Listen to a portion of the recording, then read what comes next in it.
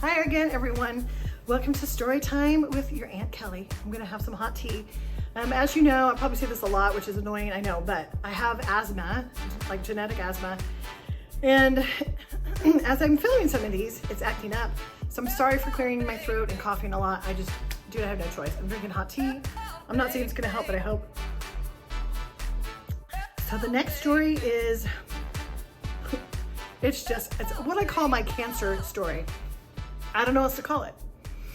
So here we go. So in 2019, the tech company that I work for in New York City, we have like the best insurance I've ever had in my life. So we had like good insurance or bougie good insurance.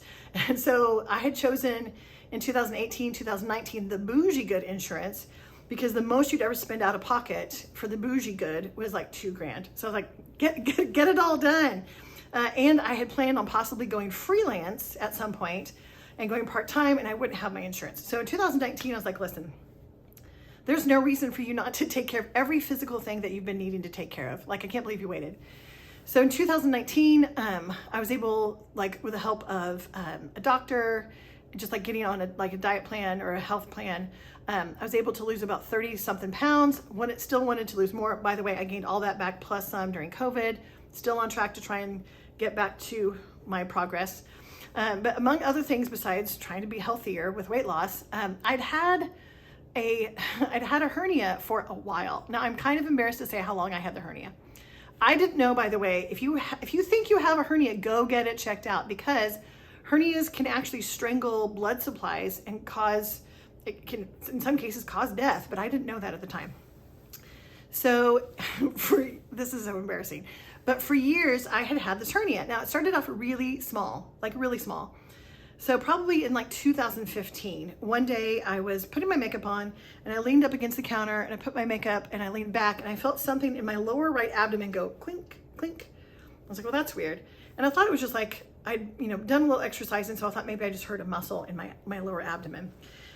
And that was in 2015. So that's the first time I can figure out that I had the hernia. This is important. So by the time 2019's here, like the hernia's gotten bigger and it's not painful. It's just weird. Like you can feel it moving sometimes and I don't like it. And like, you need to get it taken care of. Didn't know it could be fatal, but whatever. So I tell my doctor, Dr. Melithil in New York City, in Brooklyn, hey, listen, I think I have a hernia, etc. And like, it's time for me just to get it taken care of, even if it means being out for surgery. So she did a physical exam and she's like, it absolutely feels like a hernia. She's like, just for safety's sake, we still want you to go get an MRI. So I go to, and I'm actually gonna not say the name of the medical system or hospital system in New York City. I know, I haven't yet. I need to tell them about this story at some point. I will, but here we go. So the first time I go is on an Easter Sunday, because in New York City, guess what? You can get an MRI pretty much any day of the week. Well, I go to, let's just say it's at Union Square.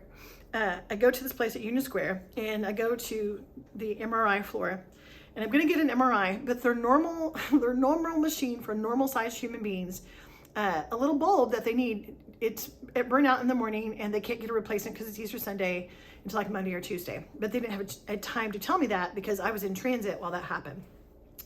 Well, they have another MRI machine and it's made for like maybe teenagers and children. Like it could fit some teenagers, just not all teenagers. And so the woman was like, well, do you want to, like, we can try it. I was like, I am here, you're here. But I said, hey, before, you have to put the dye contrast in my veins, let's just see if I can get into the smaller version. So I can get into it, but if I put my hands over my head and like, don't look, because like it's this close, it's like so close to me. By the way, that's probably the exact moment I got claustrophobia. But anyway, so when she put me in there and it's like, I'm going into the machine, I'm like, nope, instantly nope, get me out of here. So we had to reschedule. So that was the first MRI that was supposed to happen. We had to reschedule. Then so I call the doctor, tell her, hey, we have to reschedule. I think you'll have to resend the information through. She does. And it's supposed to be like, because I'm busy like with special events, which I know I shouldn't have, but anyway, I should have put this thing off. About a month later, I want to say, maybe a little bit more than a month, I get another MRI scheduled. So I go to the same place, and this time they do have the machine's working, the light bulb's fixed, whatever, etc. But the order form that they've gotten from Dr. Melithil shows my mid-abdomen, not my lower abdomen. I'm like, well, that's not going to help me because I have to have this for the insurance to pay for the surgery. So I'm like, I don't know why the order says my stomach area, my abdomen, or my midsection, because that's not where the problem is. And so they're like, hey, listen, we can only do what it says. Like, you can come back again, or you could not do this today, but this is what it says. So I'm like, well, I'm here, I guess let's just do it. So they have someone who's good at injections and everything else and get me all suited up for the contrast dye. I do the MRI, etc. And then I have a meeting with Dr. Melithil like in a week. And so she's like, hey, I got the results back, and why did they do an MRI of your midsection? I was like, well, that's the order form that you sent. She's like, no, it's really not. She pulled up her computer and showed me. She turned it around and it shows lower right abdomen. It says nothing about my midsection. I was like, dang it. So now I know I got to go back. So I go back, and the next time that I go back, I'm what they call a hard stick, which just means even if I'm well hydrated, it's really hard for them to find my veins. They're like little baby veins. But if you're hydrated, it helps, for them to find it. Well, anyway, so I go there. I go to the MRI lab again. So this is the third time. Yeah, this is the third time. I go there again, and I just tell the person right off the bat, because I've learned since I was a kid, hey, listen, just so you'll know, I'm a hard stick. You probably just need to get the right person right away, because I will give you 3 times to stick me wherever you need to stick me, unless it's my neck, and then we're done. And I know it sounds like, oh God, she's that girl, but dude, you don't know how many dozens of times I've been poked with needles, and it didn't go well. I don't have a fear of needles. I think they're a necessary evil, and I'm glad that we have them. But anyway, so then the woman was like, uh-oh, girl, I'll try it, but I'm not the best here. So she tried it once, and she's like, I hate to say it, you're gonna have to come back when whoever Ronald is here, and he'll be able to do it. Fine. So I gotta go back again. So a week later, 2 weeks later, I go back again. Thank God Ronald's there. Do another MRI. I think it's the right one this time. Still not sure. The MRI information that they get is inconclusive. So my doctor, Dr. Melithil, the next time I see her, because you can see this process is taking forever. The next time I see her, Dr. Melithil's like, she's like, I don't know. She's like, it looks clear, but there's one little thing, but it's nothing. Dr. Melithil goes, I'll send you for a sonogram. And so Dr. Melithil goes, that Kelly, it's a sonogram. I don't know. I've never had a sonogram. I'm thinking it's an ultrasound. I'm going to spare you the details, but a sonogram is different in many cases than an ultrasound, and it's invasive. That's all I'm going to just leave it at that. So I wish I would have known that ahead of time, because Dr. Melithil giving me the stare of it's a sonogram did not prepare me for what was about to happen with that. I will leave the details out. Anyway, so at this point I've had 4 different visits for MRIs and a sonogram. Keep that in mind. So she's like, listen, let's go ahead and schedule this for probably, well, when is good for you? Well, during all of this, I actually got a promotion to the Fifth Avenue location of the company I work for that will stay nameless as a creative pro for art and design. So I was like, that's a big deal. That's a huge, I can't say more about that, I guess, but it's a big deal that I got that promotion. I got to go there. So now 2 of my friends would not consider that a promotion, but it is, long story short. So anyway, so I'm trying to figure out if I'm going to be in surgery and I'm going to have 6 weeks off. We've planned certain events with my skill set that I don't want to miss out on. And we've even toyed with the idea, because I do costume design and styling, we are probably going to have some fashion week events at this location that I'll host.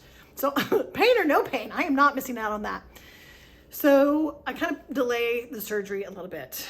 And so I have this idea of crap, being in New York City, there's stairs everywhere. And whether it's the subway or your apartment building, a lot of places, most places don't have elevators. So crap, how am I going to navigate that with trying to go to doctor's appointments and everything else with my surgery, and even getting up to my 2nd or my 3rd floor apartment? And so I had the idea, my godbrother lives in Oklahoma City and he is a doctor.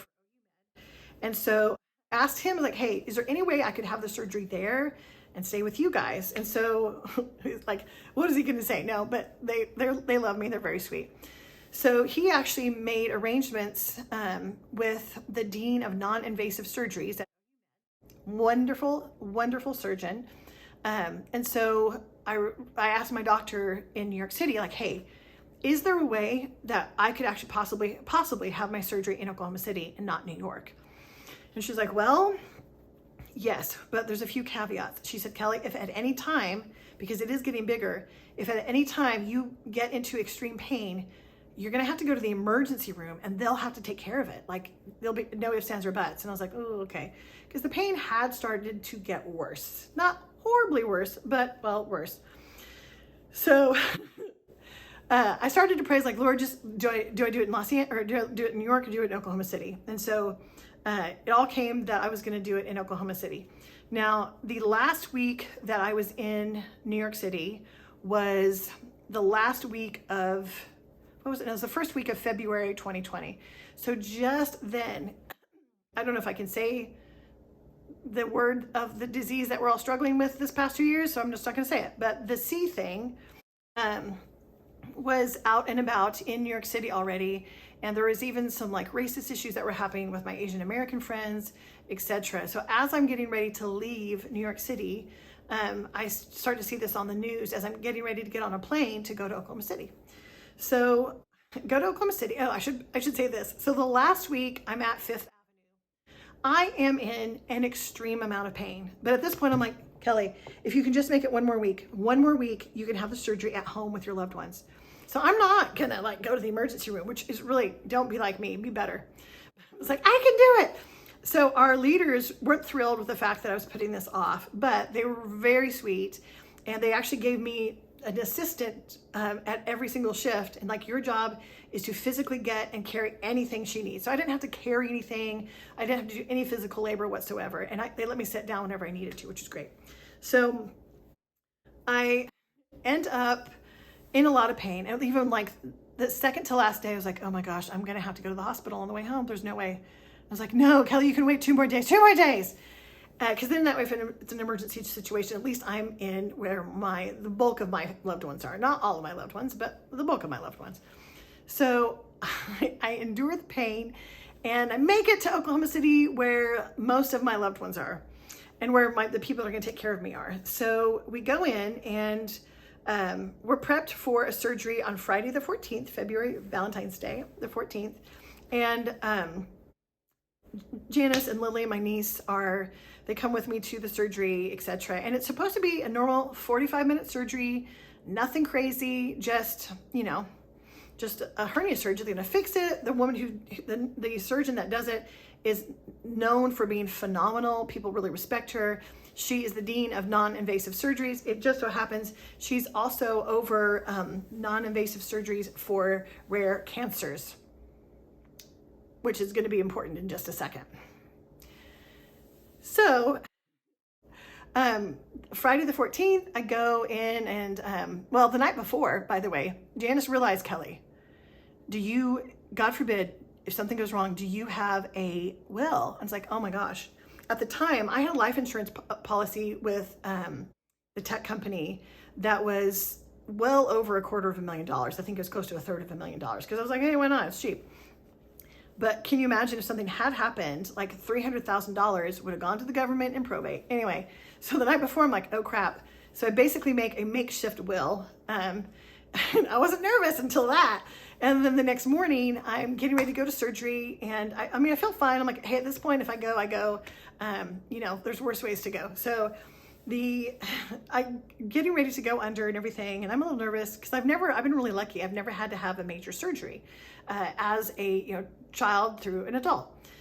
So Janice and Lily are going to be in the waiting room, and George is going to check on me every once in a while too, from across the street. He's working as a doctor and he has patients, but he's going to check in with Janice. And so I have the surgery, and it doesn't take 45 minutes. Now, at some point, I'd love to interview George and Janice and Lily, because they had to deal with the other part while I was unconscious getting the surgery. Instead of 45 minutes, if I'm correct, I think it was over 3 hours later. when they like the system that they have is like when your loved one goes into surgery, they're like, hey, it's going to be an hour or so you want to go eat or whatever, go do it and then come back.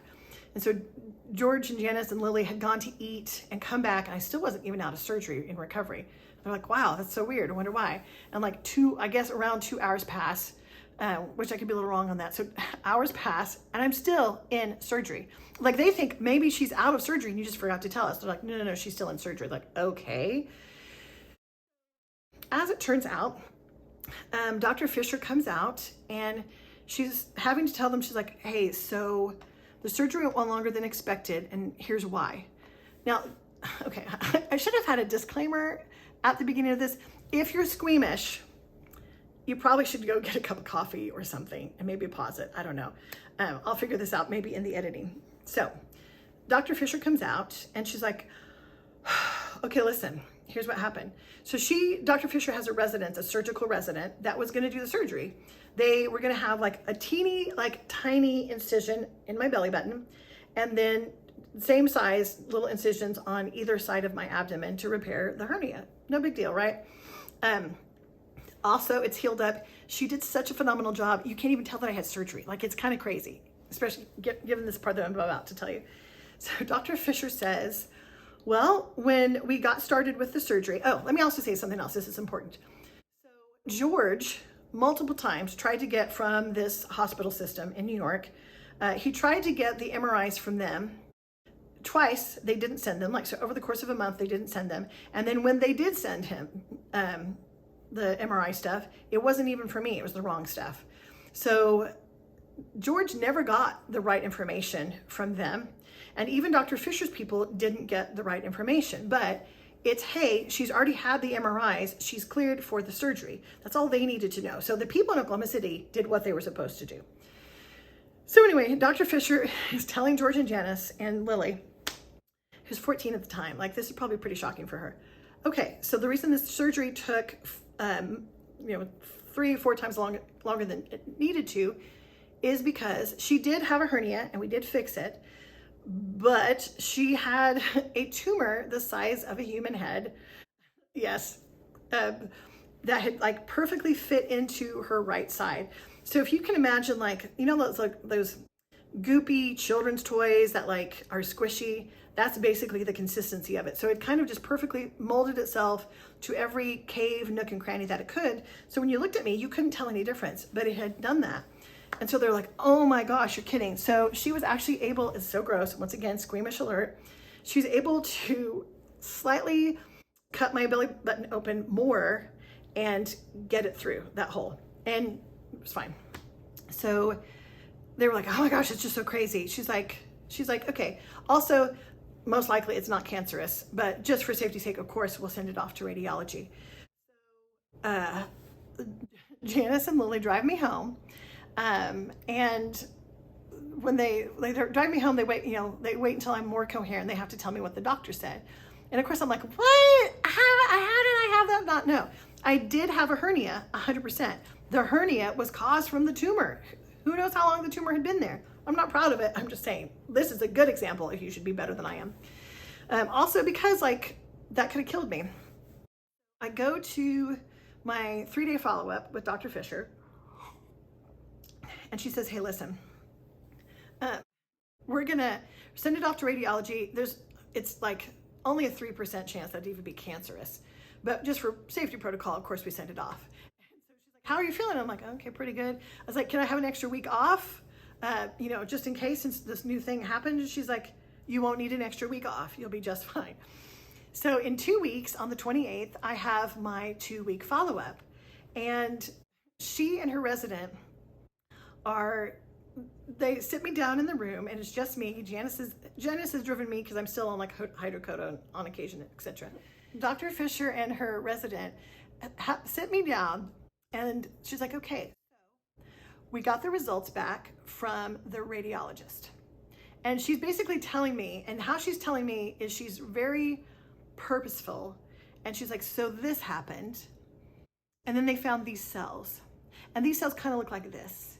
And these cells do this. And so she's being so calm and a little bland, but mainly calm, that I really, it takes me like 4 or 5 minutes to realize she's telling me I've had cancer. I'm sorry, what? So at one point, like, I don't even know that in that moment I'm scared that I'd had cancer. It was, oh dear God, George and Janice's family had gone through an extreme tragedy, losing some family members. And like, I'm not going to tell her one of her best friends has cancer. Like, you gotta help me figure out, Dr. Fisher, how am I going to say this to her? And so Dr. Fisher's like, well, here's the thing. The kind of cancer that we see that it is a very, very rare form of cancer. The only way to take care of it is to surgically remove it. And she said when the resident, whose name I can't remember, sorry resident, when the resident saw on the scope, on the microscope, whatever it was, that there was something there, she goes, I had her move out of the way and I took over. And we instantly put in a cancer protocol, which means I got every little cell at the cellular level that I could possibly get. So everything's out of there. Okay, what are you telling me? If it's this kind of cancer, which is extremely rare and also slow growing, so who knows how long I had it.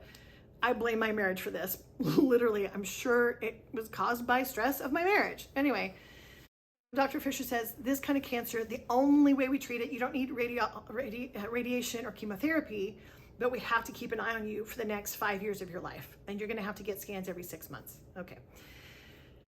She says the kind of cancer that it is, this is what we do. And well, we actually already did it. So it's kind of like someone telling you, hey, listen, yesterday when you were gone, a meteorite hit your house and like, don't worry, like we rebuilt your house and we were able to fix everything and like replace it with all new stuff that looks identical to what you've had. And of course, internally you're like, well, a meteor hit my house?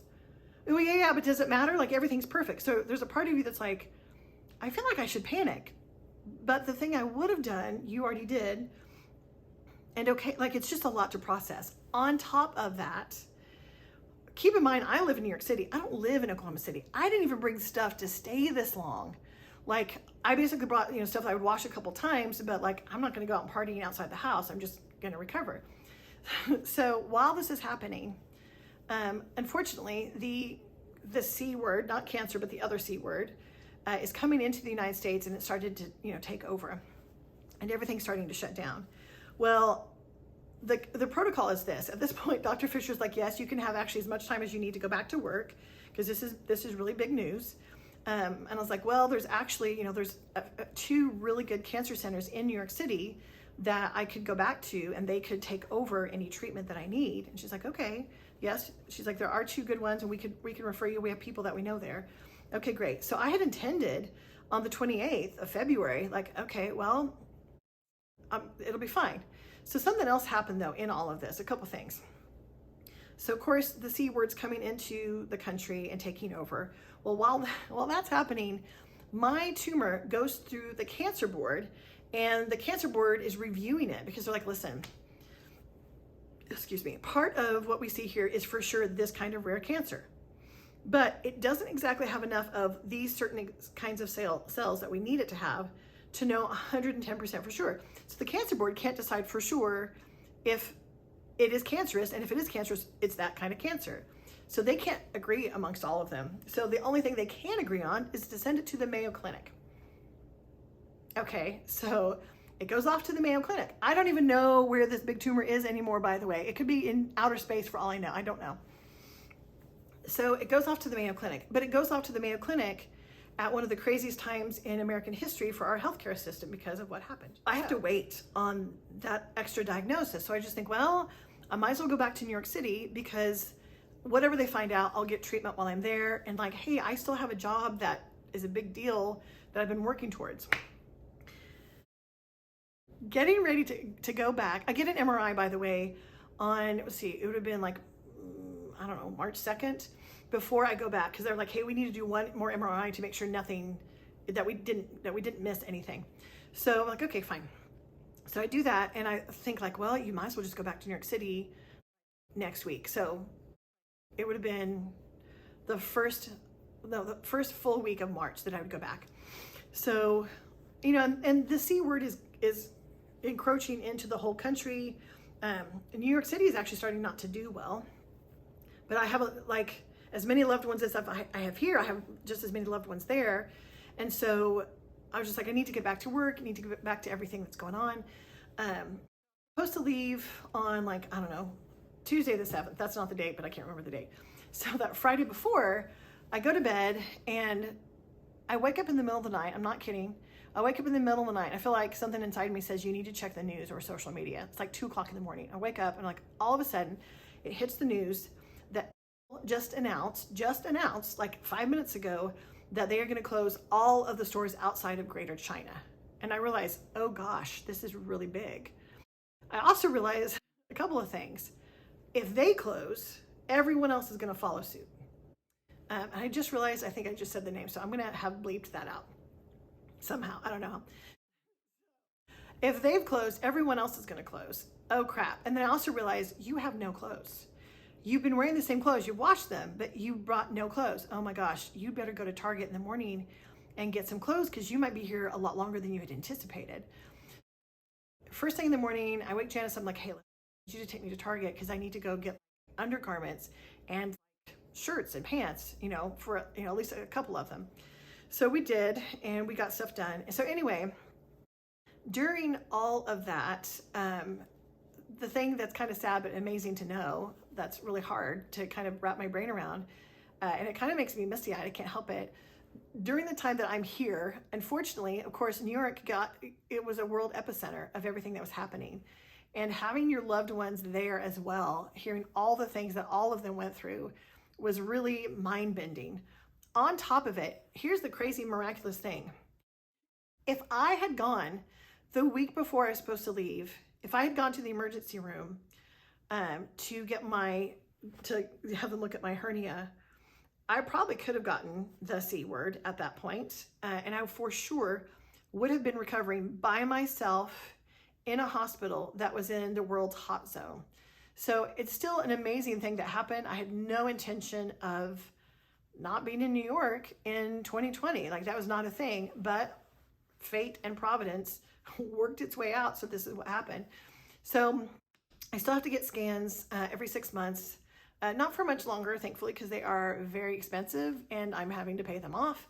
But the whole thing could have gone so differently. My mom had a different form of cancer when I was in high school. She survived, but it was brutal. And I just realized with my cancer story, it's kind of crazy because, so many other people, how they find out they have cancer is like they only have a few weeks to live or what have you. And people do die from this cancer because they don't know that they have it because of how it works.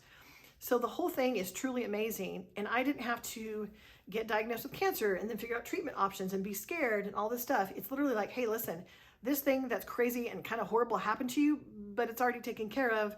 So don't worry about it. I mean, it's pretty crazy. So anyway, that is currently where we're at with my crazy cancer story. The Mayo Clinic came back and said, well, we're not sure, but we're going to say it's not cancer until we know further or until your scans show otherwise. So that is where I am on that. It's kind of interesting. It's kind of strange. It's kind of an amazing story, though. Yet another story of something that's good, hard, bad, wonderful, and all crazy all at the same time in one story. And I hope you tune in for more stories because literally, once again, this is just one of like 100 or more stories of things that I've lived through or witnessed or whatever. So it's good to have you here. Put questions and comments below. Keep it clean, keep it in general positive, and we'll talk to you later.